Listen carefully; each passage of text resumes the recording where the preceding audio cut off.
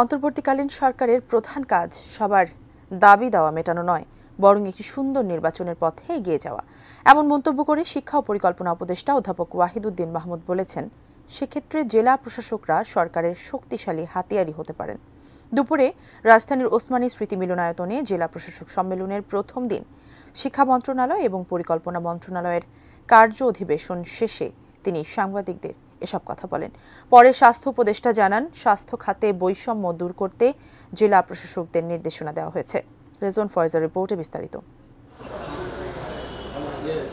দুপুরে রাজধানীর ওসমানী স্মৃতি মিলনায়তনে জেলা প্রশাসক সম্মেলনের প্রথম দিন শিক্ষা মন্ত্রণালয় এবং পরিকল্পনা মন্ত্রণালয়ের কার্য অধিবেশনে ডিসিদের সাথে মতবিনিময় করেন শিক্ষা ও পরিকল্পনা উপদেষ্টা ওয়াহিদুদ্দিন মাহমুদ।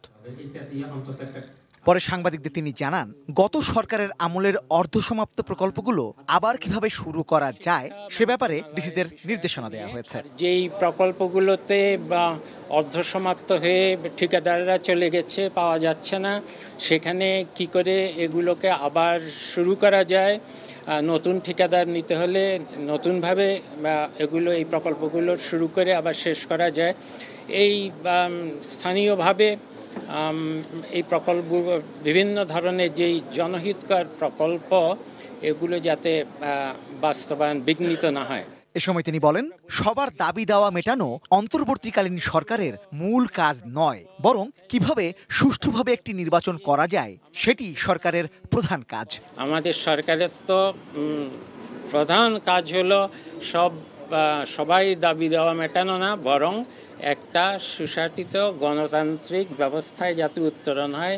সেই ক্ষেত্রে তারা কিন্তু আমাদের সবচেয়ে বেশি শক্তিশালী হাতিয়ার হতে পারেন একটা সুষ্ঠু নির্বাচন যাতে হয়। শাইনি চুলে এখন হবে সব হেয়ারস্টাইল। সিল্কোর দ্বিগুণ শাইনি চুল প্রতিদিন। এ সময় তিনি জানিয়েছেন, ফেব্রুয়ারির শেষ নাগাদ ঐচ্ছিক বিষয় বাদে সব পাঠ্য বই সারা দেশে পৌঁছে যাবে। যেই বিষয়গুলো বার্ষিক পরীক্ষা হবে, অনেকগুলো বিষয় আসে, ঐচ্ছিক বিষয়, অনেক খেলাধুলার বিষয়, গান বাজনার বিষয়, যেগুলোতে বার্ষিক পরীক্ষা হয় না সেগুলো। এছাড়া যেগুলোতে বার্ষিক পরীক্ষা হবে সেই বইগুলো কিন্তু চলে যাবে ফেব্রুয়ারি মাসের শেষের দিকে, আমরা আশা করছি। পরে স্বাস্থ্য মন্ত্রণালয়ের উপদেষ্টা ও কর্মকর্তাদের সাথে বৈঠক করেন জেলা প্রশাসকেরা। এ সময় দেশের বিভিন্ন হাসপাতালে জনবল সংকট, বেড ও যন্ত্রপাতির অভাব সহ নানা বিষয় স্বাস্থ্য উপদেষ্টার কাছে তুলে ধরেন তারা। দেশে প্রায় ৫,০০০-এর চেয়ে বেশি আসলে চিকিৎসকের মৌলিক এন্ট্রি পোস্টের প্রয়োজন, এবং এছাড়া বিশেষজ্ঞ পদ এবং অন্যান্য যে আধুনিক হাসপাতালগুলো সেখানে আমাদের পদের প্রয়োজনীয়তা আছে। আপনারা জানেন যে পদ সৃষ্টি করা এবং তার যে আর্থিক সংশ্লেষ সেটা একটা লম্বা প্রক্রিয়া, কিন্তু আমরা ইতিমধ্যে ৫,০০০ পদ সৃজনের জন্য প্রক্রিয়া শুরু করেছি। রেজওয়ান ফয়েজ, এটি নিউজ, ঢাকা।